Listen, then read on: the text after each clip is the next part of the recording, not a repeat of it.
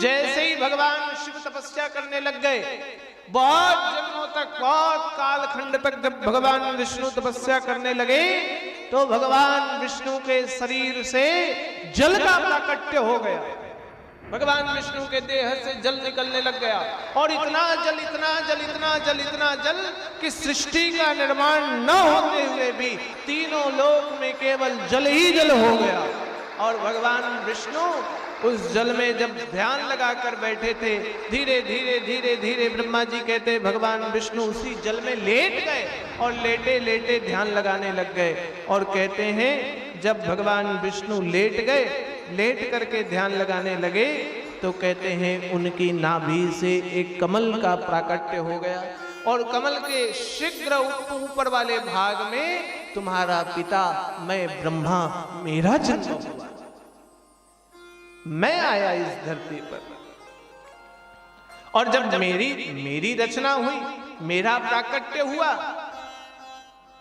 तो भगवान सदाशिव फिर आए और भगवान सदाशिव ने कहा कि तुम्हारा नाम ब्रह्मा है, तुम भी तपस्या करो। ब्रह्मा जी के कितने मस्तक हैं पता है आपको? कितने? हाँ, 3 वाले कितने हैं? हाथ उठाओ। जो मानते हैं 3 है, जल्दी उठाओ हाथ। अच्छा ठीक, जो मानते 4 है वो हाथ उठाओ। और बाकी मानते ब्रह्मा जी की खोपड़ी ही नहीं है। बोल सब रहे थे लेकिन जब 3-4 का बात आ गया तो थोड़ा कंफ्यूजन। पंचमुखधारी ब्रह्मा जी हैं। 3 हमें दिखाई दे रहा है, 1 2 3, पीछे 4 और आकाश में पंचमुखधारी अभी ब्रह्मा जी का प्राकट्य। कथा सुनते रहिए। 5 मुख धारण, 5 मुखधारी चतुर्भुज धारण के श्वेत वस्त्र पहने हुए श्री ब्रह्मा जी का प्राकट्य हुआ। और जब ब्रह्मा जी निकले, भगवान सदाशिव ने ब्रह्मा जी को तप करने के लिए बोला तो जिसकी ज्यादा बुद्धि होती है उसकी बुद्धि घूमने लगती है। इसलिए बहुत ज्यादा दिमाग भी नहीं लगाना चाहिए। एक दिमाग सही है, 2 दिमाग गड़बड़ा जाता है। और ब्रह्मा जी के कितने दिमाग हो गए? ब्रह्मा जी एक को पकड़े दूसरा भागे, दूसरे को पकड़े तीसरा भागे, किसी तरह 4 तो पकड़ाया, 5वां जो मस्तक था उसकी मति फिरी और क्या मन में विचार आया कि मैं कमल के ऊपर हूं, सबसे बूढ़ा हूं, तीनों तरफ कोई दिखाई नहीं देता है, मेरा पिता कौन है, मेरा जनक कौन है, मुझे जन्म देने वाला कौन है। और ब्रह्मा जी कमल के नीचे जाने लग गए। कमल के नीचे जाते गए जाते गए जाते गए जाते गए, वहां ब्रह्मा जी ने उस जल में भगवान नारायण को लेटा हुआ देखा, नाभि से कमल का प्राकट्य देखा। और ब्रह्मा जी जाकर के भगवान नारायण की समाधि तोड़ दी, उठा दिया भगवान नारायण को। कहने लग गए तुम कौन हो? भगवान नारायण कहने लग गए मेरा नाम विष्णु है, मैं विष्णु। ब्रह्मा जी कहने लग गए कोई बात नहीं, तुम मुझे प्रणाम करो। विष्णु भगवान ने कहा क्यों? कहने लग गए मैं तुमसे बड़ा हूं। 5वां मस्तक घूम गया ना।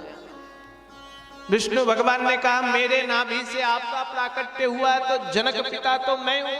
यद्यपि भगवान शिव की माया है यह सब, भगवान शिव की माया से तुम्हारा हमारा प्राकट्य हुआ है, फिर भी क्रमबद्ध तरीके से नियमानुसार मेरे नाभि से आपका जन्म हुआ तो मैं आपका जनक हूं, मैं आपका पिता हूं। जैसे ही विष्णु भगवान ने कहा ब्रह्मा जी का 5वां मस्तक कहने लग गया बूढ़ा तो मैं हूं, दाढ़ी तो मेरी सफेद है, तुम्हारी तो अभी दाढ़ी मूछ भी नहीं आई। राम जी, कृष्ण जी, भगवान नारायण, लक्ष्मी मैया, किसी की दाढ़ी मूछ देखी? दाढ़ी दिखती है एक तो भोले बाबा की और दूसरा कभी ब्रह्मा जी को देख लो। बाकी हमारे किसी देवी देवता की दाढ़ी नहीं है। ब्रह्मा जी कहने लगे ऊपर से मैं बुजुर्ग, श्वेत वस्त्र धारण किए, सफेद दाढ़ी, और तुम तो नीचे हो, मैं तो ऊपर हूं। ऊपर रहने वाला बड़ा, नीचे रहने वाला छोटा। तुम्हारी उम्र कम, मेरी उम्र ज्यादा, तुम्हारा एक मस्तक, मेरे 5 मस्तक, सब चीजों से मैं बड़ा हूं। भगवान विष्णु बार बार समझाने लगे, यह सब शिव की माया है, आप मेरे उदर से जन्म हुआ है आपका। और कहते हैं ब्रह्मा जी नहीं माने। ब्रह्मा जी ने कहा नहीं, युद्ध करना पड़ेगा और युद्ध में जो जीतेगा वही बड़ा होगा। युद्ध का नाम लेते ही भगवान नारायण समझ गए, होंगे वही जो राम रचि राखा। भगवान शिव ने जो रचा वही होना है। भगवान नारायण ने भी अपना नारायणी अस्त्र निकाला, भगवान ब्रह्मा ने ब्रह्मास्त्र निकाला और भगवान ब्रह्मा नारायण के ऊपर और भगवान नारायण ब्रह्मा जी के ऊपर जैसे ही अस्त्र चलाने लगे, उसी समय दोनों के मध्य से एक विशाल शिवलिंग का प्राकट्य हो गया। बोलिए शंकर भगवान की। जैसे ही विशाल शिवलिंग का प्राकट्य हुआ, भगवान विष्णु कहने लग गए, यह भगवान देवाधिदेव महादेव हैं। ब्रह्मा जी कहने लग गए, यह क्यों आया, किस लिए आया? भगवान नारायण विष्णु भगवान कहने लग गए, ये हमारे युद्ध को रोकने के लिए आए हैं। ब्रह्मा जी कहने लगे, अच्छा लेकिन पता कैसे चलेगा कौन बड़ा कौन छोटा? विष्णु भगवान कहने लग गए, ब्रह्मा तुम्हारी मति खराब हो रही है, मिलके हम लोग भगवान की उपासना करें। ब्रह्मा जी कहने लगे, नहीं नहीं, पहले ये तय करना है बड़ा कौन है। यहां हम दो के अलावा और कोई नहीं दिखाई देता है, निर्णय कैसे होगा? यदि युद्ध नहीं करना है तो एक काम करो। क्या काम? मैं ऊपर की तरफ जा रहा हूं, तुम नीचे की तरफ जाओ। जो इस दिव्य अग्नि स्तंभ का अंत खोज लेगा वही बड़ा हो जाएगा, वही श्रेष्ठ हो जाएगा।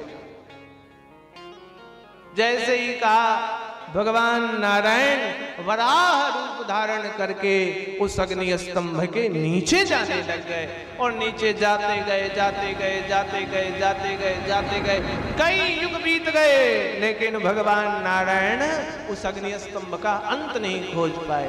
वापस ब्रह्मा जी को कहने लग गए, देखो मैं तो अग्नि स्तंभ का अंत नहीं खोज पाया, मेरे बस का नहीं है, अब आप ही जानो। मैं तो यही मानता हूं कि यह सब भगवान शिव हैं, हमें भगवान शिव की उपासना करनी चाहिए। लेकिन ब्रह्मा जी का 5वां मस्तक तो ज्यादा बुद्धि आ गई थी उसको।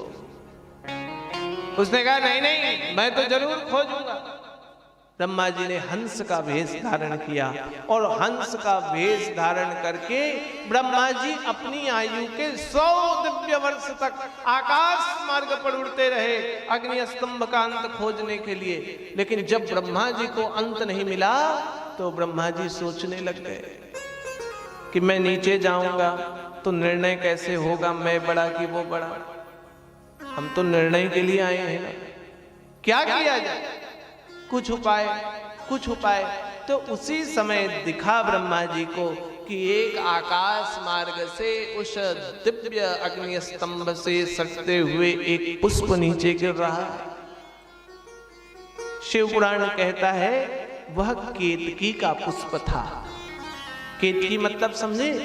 केवड़ा, केवड़े का पुष्प। केवड़े का पुष्प ऊपर से नीचे गिर रहा था। ब्रह्मा जी ने पुष्प को पकड़ लिया और ब्रह्मा जी कहने लग गए, अरे पुष्प कहां जा रहे हो, कहां से आ रहे हो? तो वह केवड़े का पुष्प कहने लग गया, मैं तो कितने अनंत काल से ऊपर से नीचे गिरा रहा हूं। इस लिंग के अंतिम भाग में मुझे जाना है। ब्रह्मा जी सोचने लग गए, मध्य में हम लोग खड़े थे, 100 दिव्य वर्ष तक तो मैं ऊपर आया, कई 100 दिव्य वर्ष से ये नीचे जा रहा है, कई 100 दिव्य वर्ष तक ब्रह्मा विष्णु भगवान नीचे गए, तब भी अंत नहीं मिला। मैं तो जाते जाते बूढ़ा हो जाऊंगा, फिर मर जाऊंगा, फिर जन्म ले लूंगा। इसलिए बुद्धि लगाओ, क्या झूठ बोलो सबसे बढ़िया काम।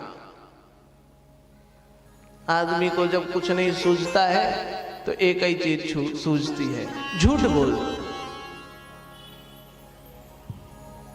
झूठ बोल दो।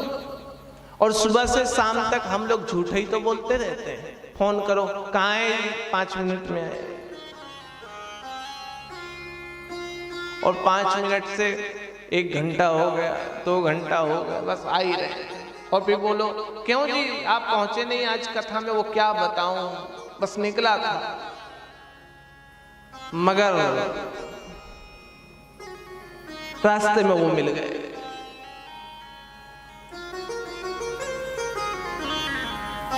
बड़ी समस्या है झूठ बोलने वाले। झूठ बोल जाए। ब्रह्मा जी ने कहा कि सुन केतके की पुष्प, मैं नीचे जा रहा हूं और नीचे जाकर के भगवान विष्णु को मैं कहूंगा कि मैंने शिवलिंग का अंत खोजा है, लेकिन उसके लिए मुझे गवाह चाहिए। बिना गवाही के यह बात सिद्ध नहीं हो सकता है, इसलिए तुम्हें गवाही देना होगा। केतके के पुष्प ने कहा मैं क्यों झूठ बोलूं। ब्रह्मा जी ने कहा अरे इस सृष्टि की रचना सब कुछ पैदा करने वाला मैं ही तो हूं, तुम्हारा पिता मैं हूं, पिता के कहने पर झूठ बोलना पड़ेगा। केतके के पुष्प ने कहा उससे क्या होगा। ब्रह्मा जी कहने लग गए उससे तीनों लोकों पर मैं तुम्हारी ख्याति फैला दूंगा, तुम्हारी सुगंध फैला दूंगा। केतके के पुष्प ने झूठी सुगंध पाने के लिए ब्रह्मा जी की झूठी गवाही देने के लिए तैयार हो गया। और केतके का पुष्प कहता है ब्रह्मा जी नीचे वापस लौटे, और जब ब्रह्मा जी नीचे आने लगे भगवान नारायण के पास आए। भगवान नारायण को कहने लगे सुन विष्णु, मैंने इस दिव्य अग्नि स्तंभ का अंत खोजा है, और यह दिव्य अग्नि स्तंभ का अंत मैं खोज करके यह पुष्प वहां से लाया हूं। और पुष्प ने भी झूठा सिर हिला दिया। जैसे ही पुष्प ने झूठा सिर हिलाया, भगवान विष्णु ने शिव माया समझकर यह समझ लिया कि ब्रह्मा जी मेरे से श्रेष्ठ हैं, बड़े हैं। श्री ब्रह्मा जी का 16 उपचार विधि से भगवान नारायण पूजा करने लगे। और जैसे ही भगवान नारायण ने पूजा किया, भगवान नारायण ने ब्रह्मा जी को प्रणाम किया, नतमस्तक हुए। कहते हैं वही दिव्य अग्नि स्तंभ से भगवान महादेव प्रकट हो गए। और भगवान महादेव के उस अग्नि स्तंभ से एक और पुरुष का प्राकट्य हुआ, हाथ में खड़ग लेकर के निकला, और हाथ में खड़ग लेकर के कहने लग गया अरे ब्रह्मा तूने झूठ बोला है, जाओ पुत्र ब्रह्मा के बोले गए उस मस्तक को काट डालो। और वह हाथ में खड़ग लेकर के भगवान शिव का वह पुत्र गया, भगवान ब्रह्मा का 5वां मस्तक काट दिया। उनकी आंखों को निकालकर ब्रह्मा जी के श्वेत बालों में बांधकर भगवान महादेव को पहना दिया, और भगवान महादेव को मस्तक दिया। भगवान महादेव ने ब्रह्मा के उस 5वें मस्तक को फोड़कर उसकी मांस को वह पुरुष को खिला दिया।